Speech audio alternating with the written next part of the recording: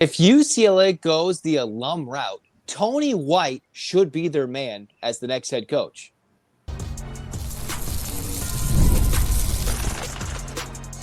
You are Locked On UCLA, your daily podcast on the UCLA Bruins. Part of the Locked On Podcast Network, your team every day.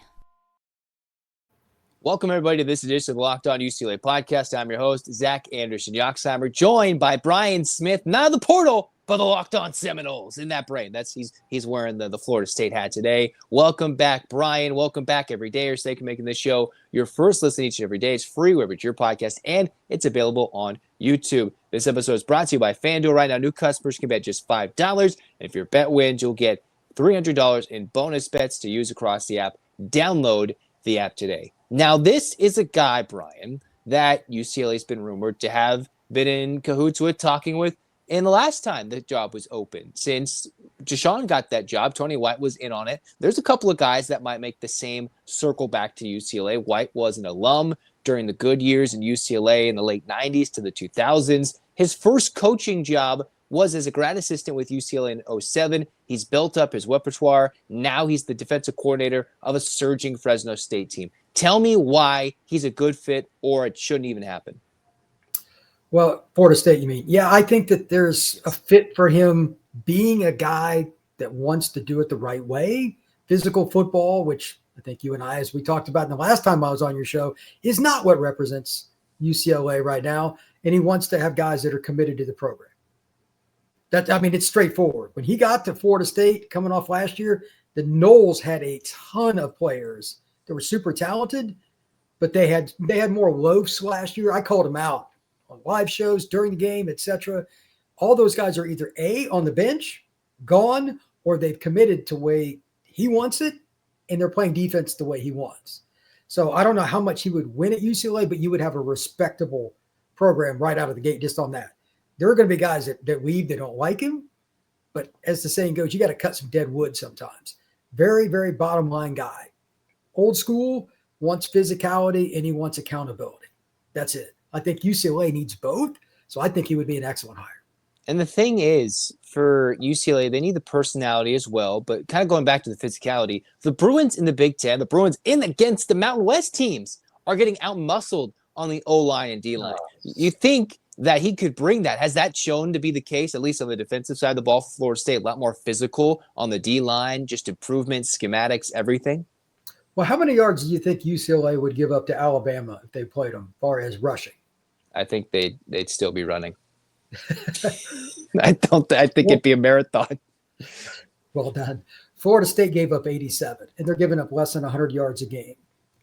If you stop the run, especially like Alabama may have the first guy off the board on the offensive tackle list for next year's NFL draft. They stymied him. All 366 pounds of him, at least. Caden Proctor. But they also found ways to just be more consistent with run gap fits. Tackling was better. And schematically, his scheme is pretty complex. Somehow he got the players to buy into it and learn it immediately. Like, I was really worried because he runs a lot of different zone stuff that it was going to be a cluster. Kind of like Notre Dame's. Like, they put in some zone and it's just been a mess. Not in Tallahassee. Florida State figured it out immediately. They were a man defensive team almost exclusively last year. Completely flipped it, and he got the guys to buy in. So he has the knowledge, but he's a teacher too. Kids understand his scheme. So anything they do against any opponent, passing, running team, balance team, he has an answer for it. How much wouldn't want that, you know? I don't know. How much of Florida State's success is attributed to bringing in Tony White? I think that Gus Malzahn's done a tremendous job with the offense. Don't get me wrong. He's tremendous. But right now, I posted this the other day on Locked On Seminoles. Tony White should be up for every assistant award there is that he could possibly be in the running for. Obviously, defensive coordinator nationally, defensive assistant, new guy on the block in the ACC, whatever you want. Every single award he should be in the running for, because they bullied Caden DeBoer and the Alabama Crimson Tide. I think we all know because he was just in the pack. They have an elite offense. And they've got like Ryan Williams wasn't super impactful in that game. Ryan Williams was running 10 300 meters as a sophomore in high school. I know, Ryan, like stopping that guy is incredible. Florida State, collectively, the way they do things, they keep teams off balance. Why would you not want him? Like, if you're UCLA alum, this could be a home run hire. He's not that old. He obviously is dedicated to the program. He's interviewed there before. I think this should be their top choice. This is a guy that if you wanted to go with the alum background, he's got the fit. Do you think now he's got the experience? Defensive coordinator at Syracuse. Then he went to Nebraska. And now at Florida State, is this the right guy, right place? I think going up against Malzahn every day probably helps him because Malzahn's offense is the most annoying to go up against in college football. And he sees it every day in practice, every day in meetings, because all those shifts, motions, and athletes. And if you look at the top teams in college football, predominantly, you got to face mobile quarterbacks. Like, there's nothing that he hasn't seen. You can say, well, he doesn't have head coaching experience, Brian, and that's true. But if you follow UCLA, you also know they're not going to go out and spend $1 gazillion. They're not going to do it. They did that with Chip Kelly. They spent like $12 million to get rid of Jim Moore to bring in Chip Kelly, and that was a disaster. I think UCLA has now been, we're a little less likely to do that. I mean, they have to pay what, millions of dollars just to go to Cal, just to play in the Big Ten. Like, that's what they're spending. I know the cash flow is a lot more coming in, but they don't really want to be having excess funds that don't mean anything. Well, I mean, if you want to win big in today's college football world, either you overspend or you lose. That doesn't fit UCLA's model. Just for reference, Ohio State was over $30 million in the red last year. Mm-hmm. If you want 4-8 football, just stick with what you're doing. If you want the alum checks to dry up, stick with what you're doing. If you want the Rose Bowl to have more New Mexico fans in it than UCLA fans, stick with what you're doing. Because that's the way it's trending. I'm not saying there was, but the next time they play, there probably would be. I mean, they're handing out tickets. What was it, $5 you told me? It was ridiculous. Yeah, got in for $6. I mean, it's just ridiculous. So needless to say, they have to find a way to – they don't have to spend the way Alabama does, but there's got to be a happy medium. And Tony, because he doesn't have head coaching experience, maybe they can get him for $5 million a year. Now, a lot of people, that's a lot of money. It is, but compared to the way the Big Ten and the SEC and like Notre Dame spend, that's not even stratosphere. You got to. He might ask for more to Deshaun, and Deshaun had a pretty decent sized buyout for somebody with no head coaching experience and no coordinating experience. So Tony White might be like, "We need resources. I need the command to respect. This is what we need to go." But here's another question for you: would you spend $6 on a UCLA ticket? To watch the other team right now, I would. I mean, they're not $6 for Penn State or Nebraska because all those teams have, brought the price. But is New Mexico worth the price of $6? Honestly, a little bit. They're running backs and stuff. Double passes. If Coach Eck is going between the legs, QB sneak, throwing for a touchdown on 4th and goal from the 1, I say so. But I've already talked enough about Coach Eck with Sean Ryder at the Albuquerque Journal. Talking again, Tony White with Brian Smith about, is this the right guy? Does he have the personality? UCLA needs the commitment to recruiting, commitment to excellence, if you will, but they need that personality, the confidence, maybe a little arrogance. Is this the guy that I remember I was talking with Steve Wiltfong just the other day? They need that guy with the personality, and Kurt Cignetti's name kept being brought up as that arrogant, cocky type of guy. Does Tony White have that personality that is the complete opposite of Deshaun Foster or not? I think that he's got a big chip on his shoulder. He's not super talkative. Like Cignetti will talk to anything. Like that's a whole nother level. But even during fall camp interviews, Tony was point blank, and he came in one day angry at the press conference because he wasn't happy with how guys practiced. Like, and he'll call guys out in general. He won't use names, but he's got that fire in the belly that I think UCLA needs, and most programs do. To be really honest, he's got a little Saban in him. He's got some of that.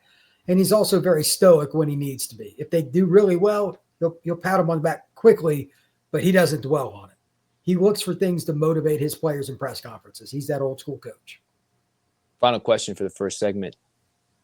Think long and hard about this, Brian. Does he know that UCLA is in LA? I would hope so. He went to school there.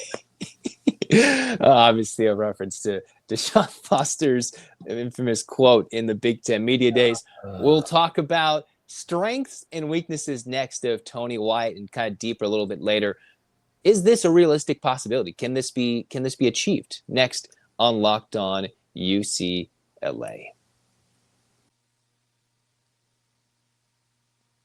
It's almost the weekend, and it's time to look back and crown this week's MVP on Who Delivered, powered by DoorDash. Just like you can win every Saturday with DoorDash Streaks, saving more every time you order, these players delivered when it mattered most. Let's break it down. For Anthony Woods, for the Bruins, he delivered in a big way. Whether it was earning roles, earning the starting reps in that game against New Mexico, having some nice runs, he's been pretty impressive, and with no hesitation, no delay, he's come through. And if you've been watching this team week after week, Anthony Woods, it's been no fluke. He's on a streak. And just like Woods delivering for the Bruins, DoorDash delivers your Saturday. With DoorDash Streaks, you can save every Saturday you order, stack it up all season long, and you can save up to $250, including $100 in DoorDash credits. Order this Saturday, keep the streak alive, fuel your game day only with DoorDash. Terms apply, and the promo period is available through November 18th. The NFL season is here, and FanDuel is making sure you're ready for kickoff with a can't-miss offer. Right now, new customers can bet just $5, and if your bet wins, you'll get $300 in bonus bets to use across the app. And, you can love using FanDuel because whatever you like to bet, player props, same-game parlays, or even jumping in live as the action unfolds, it makes every game more exciting, whether you're watching your team or just keeping an eye on your fantasy lineup. Quick, easy, and the best way to add a little more energy to your Sunday. So if you're ready to play, download the FanDuel app right now by visiting FanDuel.com to get started. That's FanDuel.com to place your first $5 bet. Tony White, what are his strengths? What are his weaknesses, if there are any, Brian? Of course, for every head coach, new head coaching hire, you make the hire. He's the best coach ever. Would he be that model? You just compared him to Saban. But what are his strengths and weaknesses? Number one, just schematically, he is kind of like Malzahn. He's super annoying to deal with because who's coming into the box and who's not on every play is different. It's like option football, but defense.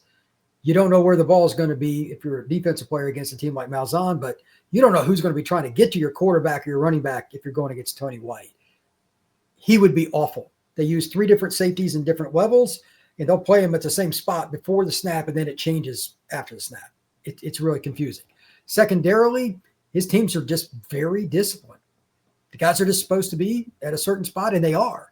After last year, somebody throwing things at the TV when I'm trying to cover Florida State games, like it's just amazing. Hey, they got run gap fits. The guy actually tackles. They actually wrap up. Like it's all the fundamentals that old school fans will like. Absolutely. And then he's also like, this is the one I'm most surprised about. Florida State really doesn't have an edge defender. That 6'4", 250 guy that is just super twitchy. They got a few guys a little bigger than that. He took some linebackers that were inside linebackers, and they use them as pass rushers. And I'm like, their measurables don't work. There's no way. And they've been effective. He's like, not everybody can do that. So he has all kinds of different levels in his coaching that are good. And then the final part, this is something Florida State desperately needed. He can recruit. The last defensive coordinator stunk at recruiting. In Florida State, a dead rat can recruit to Florida State. It's not that hard. You're in Florida. So, and you're like 12, 15 minutes from the Georgia border. Not hard, but they failed. He's gone out and helped them get commitments from elite guys. And he's also helped them get started on the 27 and 28 classes. He's very much involved. If you don't have a guy at your helm that understands the importance of recruiting, you're not going to get better. And it shouldn't be that hard to recruit to UCLA, but have they really even remotely done what they should have recently, Zach? No. No. And I'm not sure that's necessarily Deshaun's fault. That was more Chip's fault, and Deshaun was kind of picking up those pieces. But the thing is, you have to coach long enough to get those pieces into school, and he didn't have the job long enough because you have to keep the on-the-field product. If nobody, wants to come there, that's too bad, which makes it interesting because Coach Foster had gotten a footprint into Florida, and UCLA's already lost Johnny Jones. He's decommitted.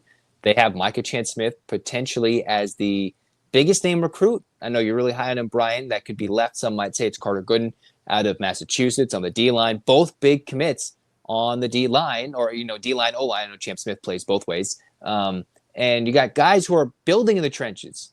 Is Coach Tony White a guy that could keep that Florida connection, even though he hasn't been there that long, and keep UCLA's relationships with some of those guys on the East Coast, especially Florida? I think it would help. East Coast football recruits all know Florida State. kid in Pennsylvania knows Florida State. A kid in New York will. A kid in Virginia. And, of course, Georgia, Alabama, and Florida, where they primarily recruit, they're all going to know it. That matters. If you're UCLA, you need about 5 recruits a year that are east of the Mississippi. Texas, Florida, Virginia, whatever. And the rest of the kids you can get out of Arizona, Oregon, Washington, and, of course, California. You're good. Having White is an advantage because he's going to know a lot of those contacts. He's going to know a lot of those coaches. Remember, he coached in Syracuse, too. In Nebraska, they recruit in Illinois. They recruit in New Jersey. They recruit in the Midwest. So he's going to have an advantage if he goes to UCLA because they're going to be playing in those states. It would be the really, really unique fit that you can't teach just because of where he's been. So I think, again, UCLA would be smart to go after it.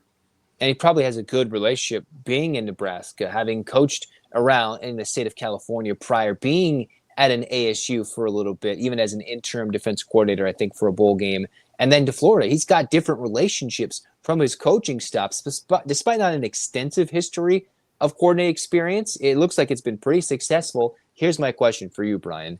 Sometimes it's different when you go from coordinator to head coach. Do you think those schemes could still work? Can he balance being that guy, or would he hand it off, maybe lessening the effects of a strong defensive presence for UCLA? The key there, and by the way, great question, does he have a person, or maybe 2, that he would trust to run his defense and he just helped oversee it? I don't know the answer to that. Even if he knows who that is, would they go with him to UCLA? And then finally, would UCLA compensate them accordingly? All of those things have to align because, like, again, you can use numerous coaching positions around the country. You're like, it's easy to recruit there and this, that. Why are they bad? They hired the wrong coach. They hired the wrong coach. Look at Notre Dame's defense. They got NFL guys all over the place. They couldn't stop me. You've got to hire the right coach. Florida State hired Tony White. Their defense was awful last year, but they still had guys going to the NFL. Was it a talent issue? No. It was a coaching issue. They fixed it. Now, can he get the right guy with him at UCLA? Part of that's going to be on the UCLA administration. I saw the look on your face there. I know you're worried about, you have to spend big at coordinator spots. If you're not in the $1 million, $1.5 million range on your coordinators, you have no shot. Yeah. None. I mean, we've seen like what Alabama tries to do, right? Or with Kalen DeBoer, he goes and he's got his guy that comes with him. His guy got a shot in the NFL and then came right back to him in Alabama. People had their guys, and sometimes there's the I am the coordinator and there's the head coach. There's like that good 1A, 1B relationship. And the thing is, does UCLA pay somebody like that, whether it's him or if he finds that coordinator? We saw that with Danton Lane, who in his own right is a UCLA head coach. Chip Kelly kind of took a chance on him, said, all right, let's go with Danton Lane as the defensive coordinator. But UCLA couldn't keep him. That's the thing you have to do. You got to keep these guys to keep cohesion on your staffs and on your rosters. Yeah, that's my concern. You've got to pay top dollar, which UCLA is not even above average. I don't know. So that is the question that I can't help you with. I know Tony will figure out who needs to be the guy. Now, can he get them paid through the UCLA administration? Zach, I'm going to let you handle that. That can be your number one campaign after they make a coaching hire. Whoever it is, they need to get the right coordinators. So that's on you, brother. All right, I'll do my best. But next, we're going to talk about, is this a realistic possibility? I'm getting hopeful. I hope you're getting hopeful listening and watching. Brian, not so hopeful because he wants to keep his defensive coordinator and good defense out in Florida State. But we'll talk about, is this realistic, or is it just a little more couple pennies Florida State can drop to keep Tony in Tallahassee? We'll talk about that next on Locked On UCLA. Mazda crafts cars for those who do more than simply move. Mazda, they deliver the confidence with every ride with more IIHS top safety picks awards than anyone else. They've got all-wheel drive standards in every crossover SUV, and you can drive with confidence in almost any season. It makes everyday drives feel like anything but, from smooth handling to intuitive controls. Like our players, we sweat every detail because when you make every move count, impossible becomes irrelevant. Mazda, move and be moved. All right, diving in, can UCLA make this a realistic possibility? This seems like a solid hire from what you've talking about, Brian. If UCLA goes after Tony White, do they have the resources to convince a former UCLA alum to come back? But here's the thing. The last alums, from Carl Durrell to Rick Neuheisel and it's continued to Sean Foster, have all failed miserably. What makes this any different, Brian, if UCLA goes this way? I think if they go this way, it'll be for the reasons UCLA fans want to hear. And I'm not saying this is likely. This is just what I've heard, and this kind of fits his personality. He wants UCLA to commit to the football program if he's coming. They're not going to hire him, in my opinion, because of the conversations that he'll have. I don't think UCLA will commit the way he wants financially. But if they do, he's the right guy. He's going to want to know that up front, like in writing. So I still think there's that river they got to cross. But all the other stuff they should, I just don't think they want to spend. But fit, alum, all that doesn't matter if you're not getting the support you need from top down. At any school, it could be UCLA, it could be USC. There were complaints about USC recently until they finally fixed their NIL, and it's amazing how they can recruit now again. So UCLA needs to do that too. And I don't think he'll take it unless they commit. Like literally, I think he would turn it down. He's not going to embarrass himself because he can't get the players he needs. Just because you have the sentimentality of being an alum, going to high school in SoCal, doesn't mean he should sacrifice his head coaching career potential by going to UCLA. Now, here's the fascinating thing. You've got Virginia Tech. Would you argue that UCLA and Virginia Tech are somewhat similar? Obviously, Virginia Tech's got a lot more energy for their football games, but in terms of academics, in terms of football and where they're at, would you say those are similar? I know Coach Beamer was there for many years and had lots of success, but both 0-3 fired coaches on the same day. Would you see those jobs as the same? Because those are openings right now, let alone what probably will be open as the Florida job.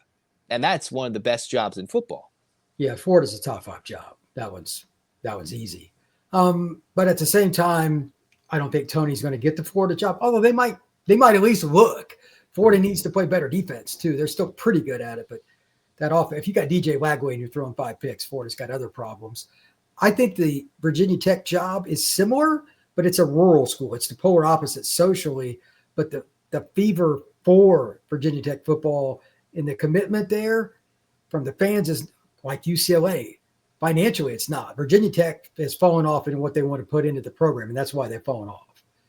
It's the same problem. It's money, money, money.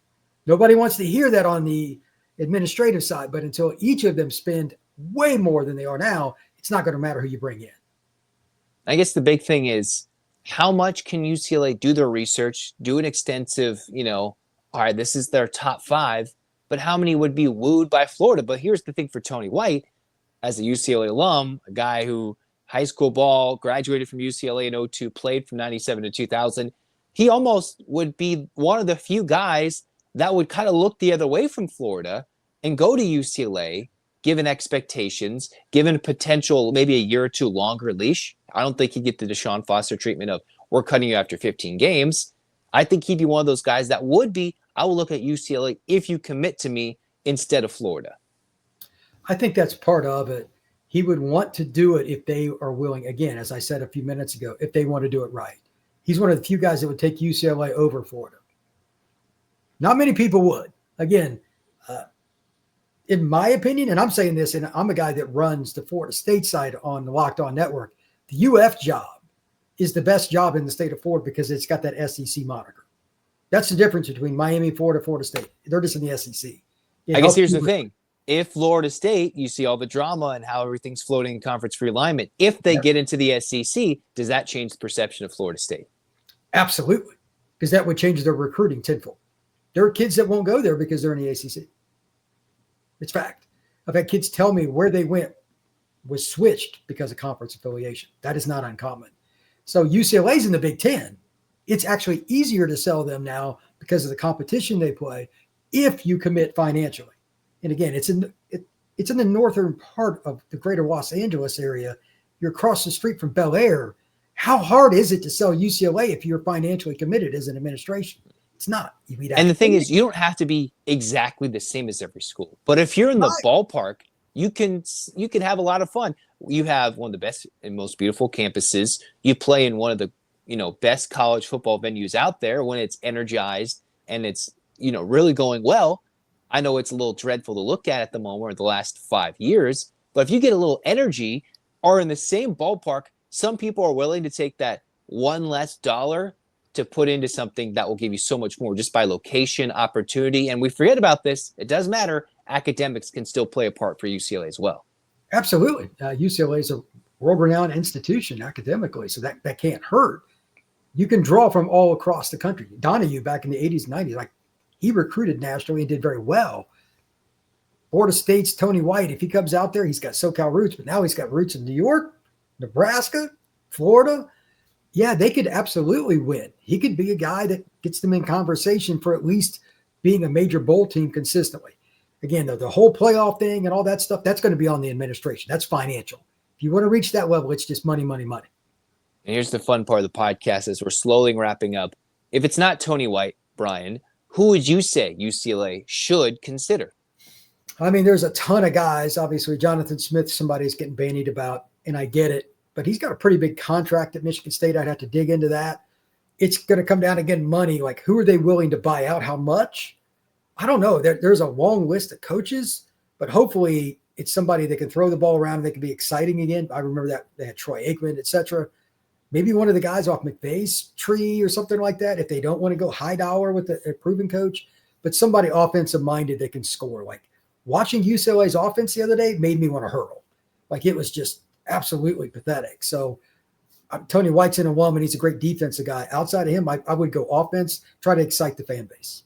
Or I guess the other defensive coordinator out there, D'Anton Lynn. Do you think that could be a possibility? But UCLA SC back to UCLA, I'm not sure that really would jive as much with the UCLA fan base. You think that's something, or that doesn't matter?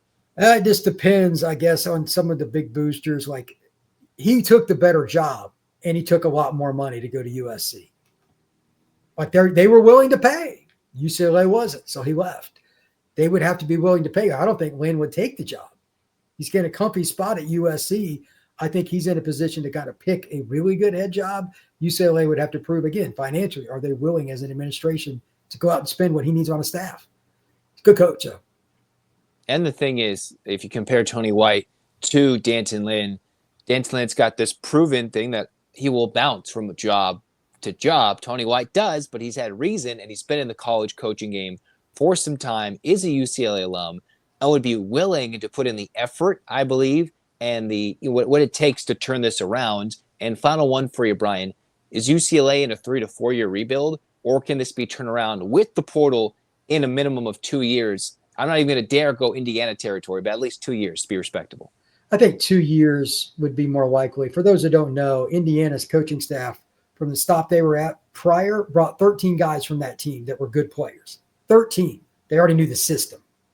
So while it was portal, it's not really the same. That is a once in 10 year kind of deal.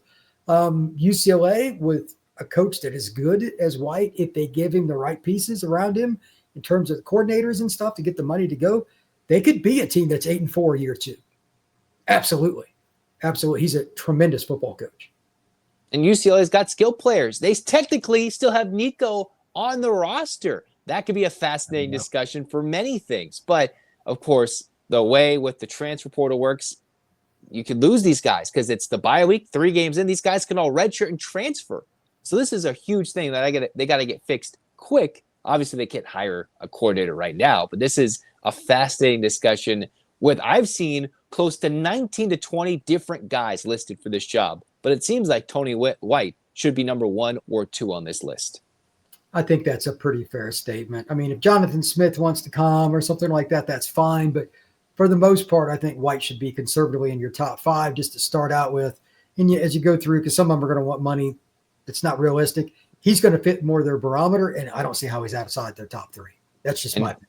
And here's the thing. This is what Brian said just the other day on the show.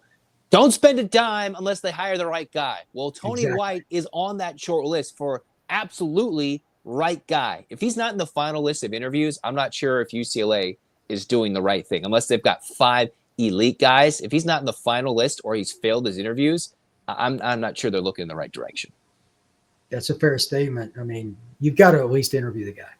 Got to interview him again. Be like, hey, I'm so sorry. We wasted your time last time. How about you come back and we'll make sure you're in the finals. And if you ace it, you'll be in the top 2. And it goes from who wins it there. Got to commit. And then the fans will commit once again. But Brian, thanks for committing to the show once again. Locked On Seminoles today. And then also he's on the Portal podcast of this Locked On Network. Does everything. We'll have him back on. Remember, he made his quote. He'll be back on the show to tell us if UCLA is good with their head coaching hire or not. And I think with Tony White, it'll be a resounding yes. So thank you, Brian.